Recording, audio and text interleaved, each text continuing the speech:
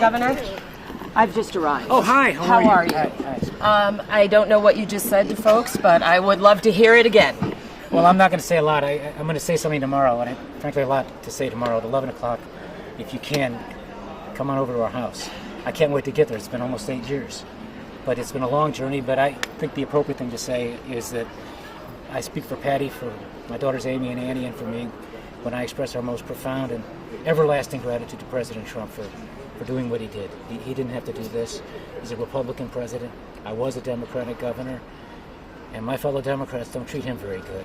So all I can say is I think this is the ending of the first act of a two-act play, and tomorrow begins the second act. And I think there's a lot that needs to be done in the second act so that wrongs that have been done can be righted. When you heard the news, I have 3 questions. I'm going to throw them at you at once.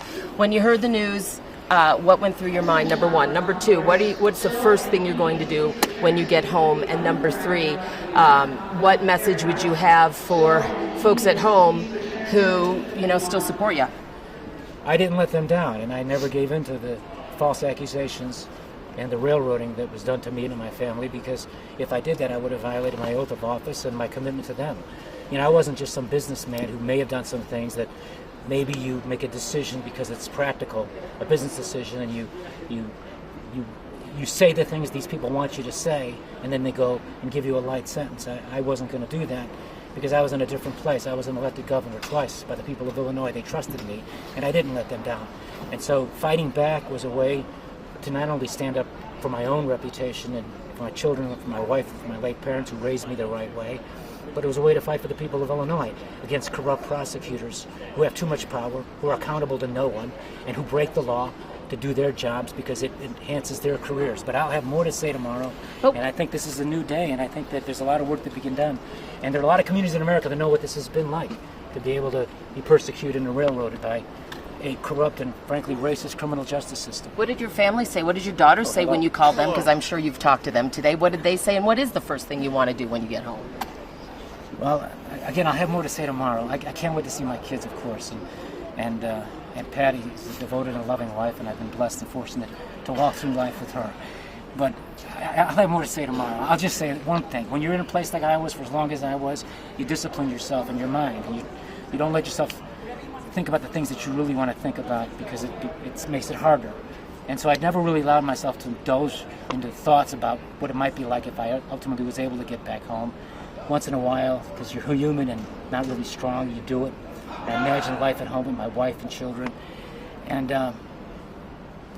But mostly you discipline yourself, and you just take one day at a time, and you stay focused on the things you have to do, and you make goals for yourself every day to get through each day. But once in a while, especially when I felt like maybe something might happen, I would indulge myself and say, if I ever do get home, and after I kiss my daughters and my wife, and we settle in a little bit, maybe a few days after that, I'd like to have a banana split. And I'd like to have 3 scoops of ice cream, vanilla and chocolate and strawberry, with chocolate syrup on it, and cherry syrup and pineapple syrup, with a whole bunch of whipped cream, but no peanuts, because my younger daughter Annie's allergic to peanuts, so I want to be able to kiss her, so no peanuts, because I can't kiss her if I eat peanuts, and I want extra cherries on top. I'm going to do that. Pardon me? Are you a changed man? Do you think you're a changed man, and if so, how? We'll talk more tomorrow. When we were last here with you, it was hamburgers and not ice cream. You may recall. I didn't have a single one of them. Well, you were there with me. I never had a chance. You guys were talking about it. I just didn't want to give them an extra 20 minutes of my time. They were taking 14 years from me. Have you changed since that day when we left you at the hamburger restaurant? In what way? My misfortune has silvered my hair. That's pretty obvious. Well, you and I are in the same boat. Yes.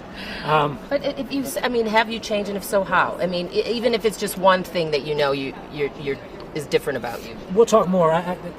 There's a lot to be said if you're interested. At the appropriate time. How did you find out about this today? Can you believe this is real? And when you heard about it, what did you think? I said, how soon can we fly home?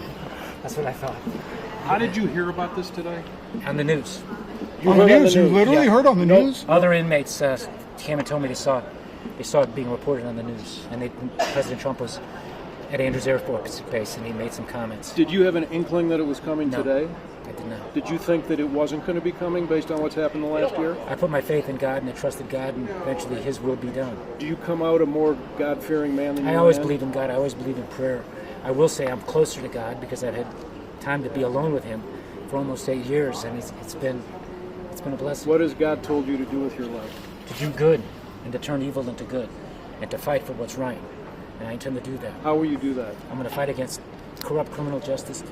I'm going to fight against the corrupt criminal justice system that all too often persecutes and prosecutes people who did nothing wrong, who over-sentence people, who show no mercy, and who are in positions that have no accountability. They can do it and say whatever they want, and they can put you into prison for things that aren't crimes. Governor, I want Do to. nothing routine wrong? politics. Is that what are you I saying follow you the did law nothing every wrong? step of the way. I've said that all along, and that's absolutely the case. And they're the ones who did wrong, and eventually, I think the truth will win out. Governor, I and wanna the make- Bible teaches that. I want to make sure I understand. You had no inkling at all that this was about to happen. Not today, no, I did not. I did not. You had no warning. No one, no. So when you heard, what was your? I mean, seriously, do you remember what went through your head? Did you think, oh, maybe someone's messing with me? Sorry. My first thought was, I wonder if I'll have time to get a run in. Believe it or not, because you get programmed and you have routines, and I found that it helps through this time when you discipline yourself every day and you have something to work for. It helps you do it.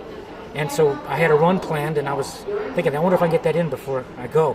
And then there was a helicopter over the prison, so I felt like, maybe I won't run. How So I many went and did miles you run? push-ups. How many miles And have did you it a lot. gotten Pretty a lot. I'm fit. Are you I'm gonna- fit as a fiddle.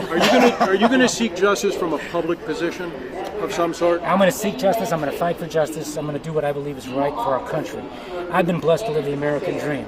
My mother and father were working people. My dad was an immigrant who came to this country from a communist place. He didn't want to be there. He spent 4 years in a Nazi prisoner of war camp. He believed in freedom. He taught me to believe in it. I've been blessed to have a chance to be governor in this great state like Illinois and represent people and fight for them. And yeah, I made a whole bunch of mistakes, but I didn't break any laws. I crossed no lines. And the things I talked about doing were legal. And this was routine politics, and the people that did it are the ones who broke the laws and the ones who, frankly, should meet and face some accountability. Okay. Yeah. I see you guys tomorrow. Hope you come. Yeah. Will you be there? We might be flying with 6 you. a.m. flight up. Come on.